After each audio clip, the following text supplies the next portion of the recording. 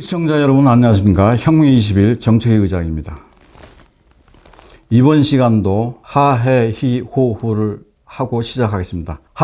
하하하하하하 헤헤헤헤헤헤 히히히히히히 호호호호 후후후후 후후후 감사합니다.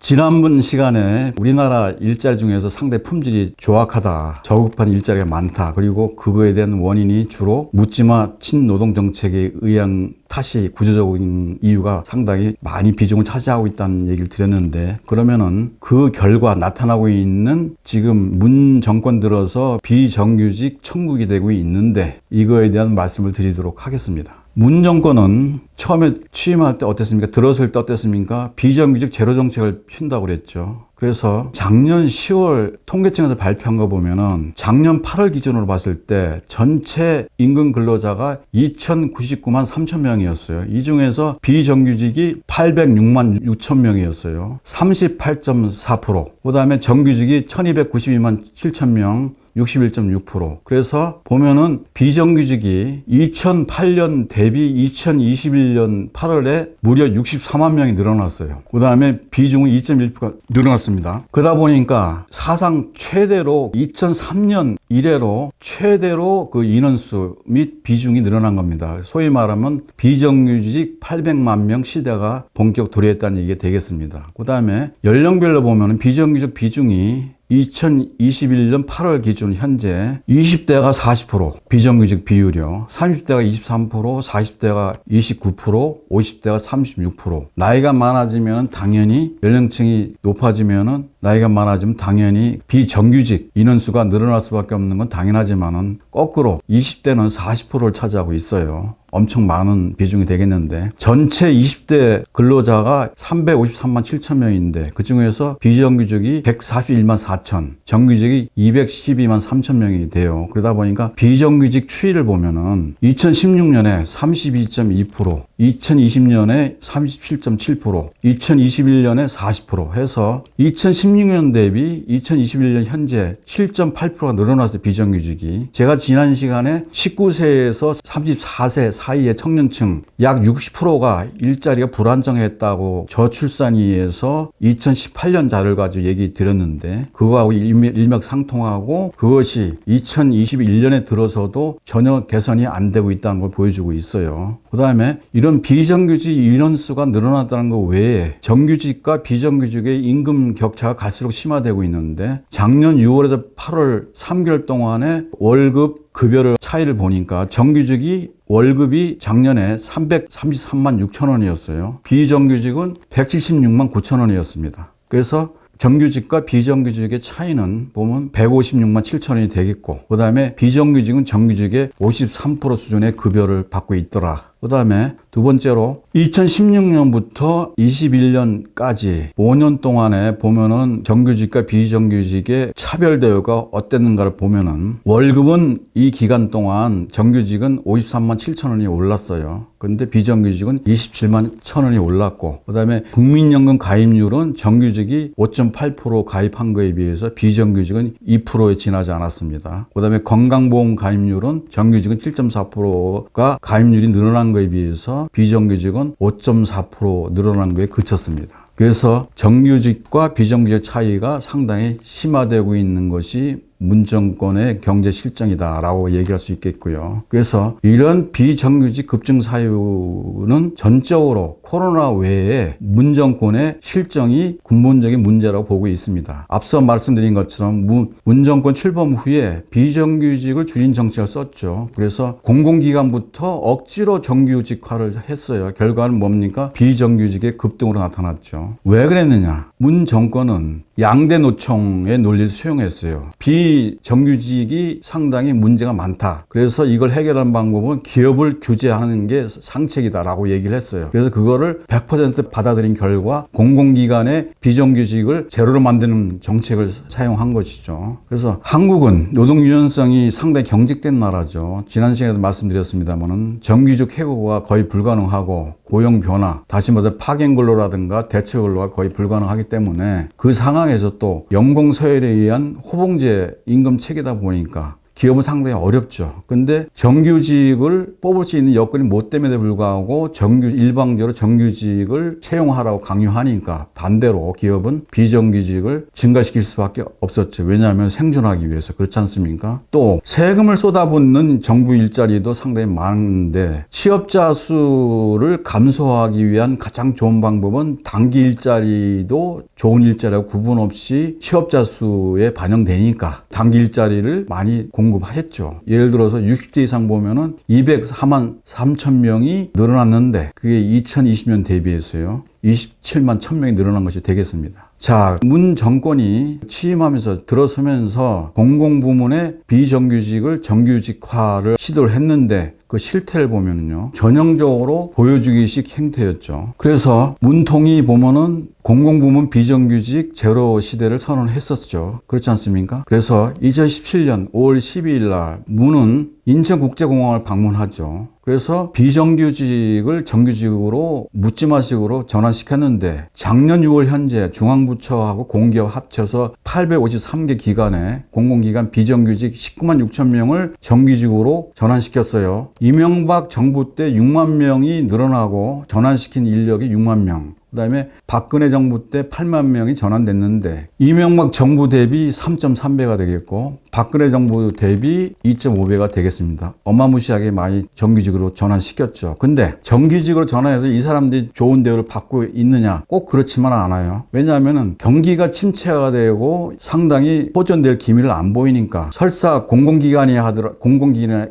하더라도 정규직하고 똑같은 대우를 해줄 수는 없는 거였죠. 아무리 공공기관이라 하더라도요.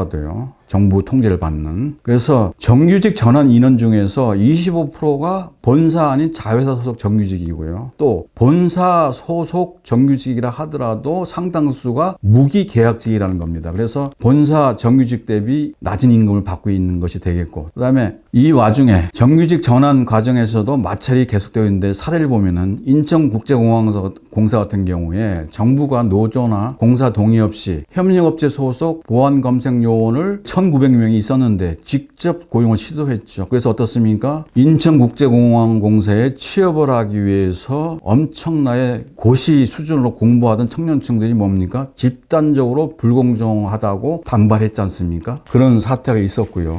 또 국민건강보험공단을 볼 것 같으면 협력업체 소속 콜센터 요원 1,600명을 직접 고용하려고 시도하다가 상당히 갈등을 야기시켰어요. 그 다음에 현대제철이라고 해서 정부 정책 이것이 민간으로 확대된 사례가 되겠는데 불법 파견에 해당된다고 하는 정부 판정을 받은 협력업체 직원 7,000명을 자회사 설립으로 채용한다는 발표를 그 현대제철 본사에서 했어요. 그래서 이것도 상당 부분 노사 간의 갈등을 일으키는 문제가 됐었죠. 그래서 이 문정부가 경영 논리 아닌 정치적 논리를 뭐든지 접근하다 보니까 상당 부분 비정규직을 정규직으로 전환시키는데 상당히 갈등을 일으키고 상당히 부작용을 일으키고 결국은 국민들의 세금을 부담을 증대시킨 요인이 되겠고 또 비정규직에서 정규직이 된 그런 직원조차도 제대로 된 대우하고는 좀 거리가 있었다라는 걸 말씀드릴 수 있겠고요. 그래서 우리가 이 상황에서 비정규직이 급증한 현상에서 봤을 때 우리가 반면교사로 생각해야 될 게 있습니다. 문정권이 큰 정부를 지향을 하다 보니까 친노동정책 그다음에 기업에 대한 간섭이 엄청 심했죠. 그러다 보니까 경직된 노동시장 구조가 될 수밖에 없는 거고 그래서 말씀드린 것처럼 강성노조와 높은 해고 비용 때문에 정규직이 과부하되는 이런 문제가 일으키고 있는데 객관적인 자료를 보면은 2019년에 세계경제포럼 WEF가 있죠. 거기서 발표한 거 보면 우리나라의 노동시장 유연성을 보면은 성적이 참으로 초라합니다. 우리나라의 노동시장 유연성은 조사국 141개국 중에서 97위. 그 다음에 노사협력도는 141개국에서 132. 형편없는 거죠. 그 다음에 고용 및 해고 관행은 141개국 중에서 102위. 그 다음에 최저임금. 그 다음에 임금 결정의 유연성을 봤더니 141개국 중에서 84위로 전반적으로 우리나라가 상당히 노동시장이 경직되고 유연성이 상당히 다른 나라에 비해서 형편없이 낮아서 우리 기업들이 대외적으로 대내외적으로 경쟁하는데 상당 애로사항이 많다라는 걸 보여주고 있죠. 그래서 문 정권이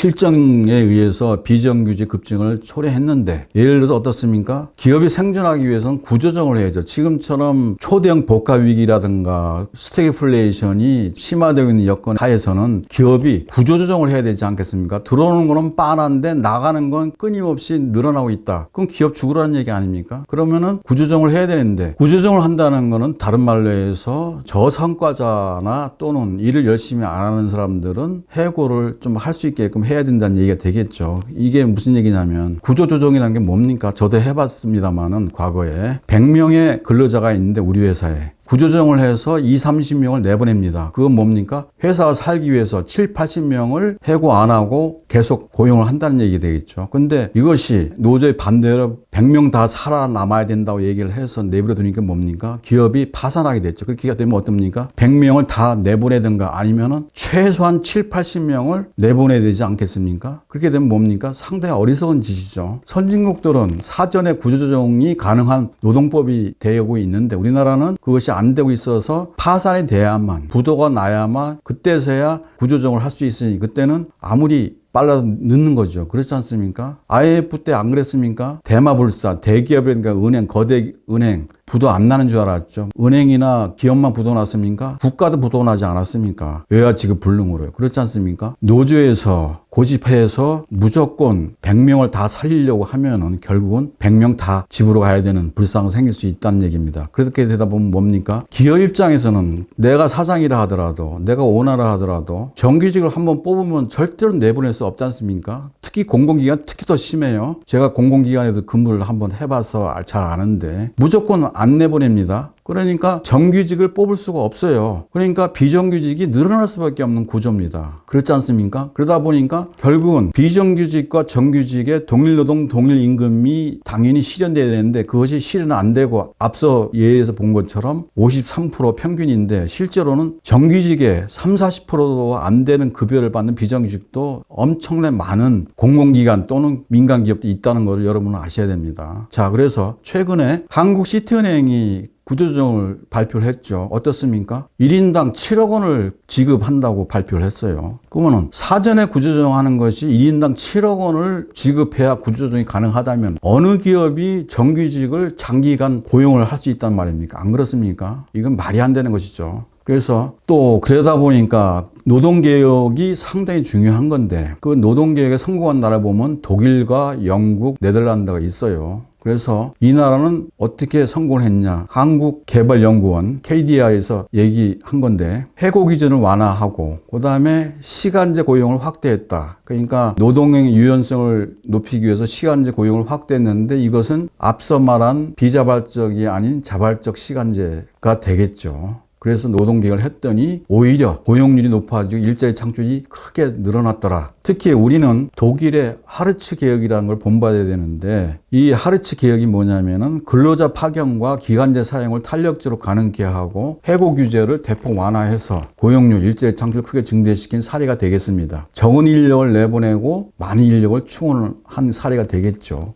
마지막으로 우리 혁명 20일 서포 15조에서 일치하면 대안을 내놨어요. 구체적 내용을 보면은 일자리 창출, 실질 소득을 증대시키고 그다음에 노동 유연성을 크게 증대시키는 서포 15조를 발표했는데 구체적으로 보면 정부 관여 일자리를 지금 200만 개를 해야 된다. 저성장 시대라든가 플랫폼 경제를 지향해야 된다는 차원에서 세금에 의한 단기 일자리를 지향하고 정부 관여 일자리다운 일자리 200만 개를 창출해야 되겠다라는 걸 발표했고요. 그다음에 해외 진출 국내 제조기업을 리쇼어링하는 걸 얘기를 했어요. 그래서 그러기 위해서 저가 토지, 낮은 법인세, 낮은 상속세, 그다음에 건전한 노사관계를 보장하는 이런 서포 15조를 발표했고 그러기 위해서는 뭡니까? 강성 귀족 노조인 민노총과 한노총을 당연히 해체해서 노동의 유연성을 증대시킬 필요가 있겠다. 그리고 또 외노자를 추방하고 해서 일자리를 늘려야 되겠다. 되겠다라는 것이 되겠고, 저성장 시대다 보니까 어떻습니까? 생활 관련 식료품이나 공산품 담합을 금지시켜서 가격을 인하시킴으로써 인플레를 억제하고 인플레 시대에 좀 실질 소득을 늘릴 수 있는 이런 대안을 내놨어요. 그 다음에 문제가 많은 과도한 최저임금 인상은 지양해서 생산성 범위 내에서 인상도 해야 된다. 그 다음에 우리나라 경제 여건에 안 맞는 주 52시간제는 폐지해야 되겠다. 그 다음에 정규직과 비정규직의 동일노동, 동일임금은 반드시 준수해서 생산성이 같을 때는 반드시 같은 임금을 지급해야 된다. 차별을 지양해야 된다는 서포 15조 내용이 되겠습니다.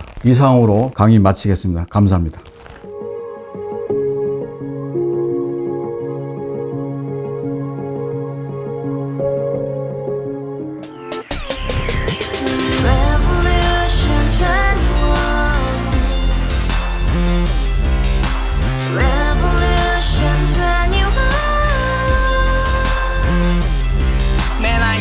월세 30 코인빚만 300 서울에 온 지 벌써 10년 아둥바둥 버텼지만 여전히 난 반지 하에 제왕 곰팡이 연문제약 내비랑 깡통망통 완전히 폭망 90원 창문만큼 작아진 내 꿈 연애 결혼 내 집 모든 게 헛꿈 1년 전 떠난 여친 울며 말했지 같이 써봤자 평생 가본 게 꼭꼭꼭하지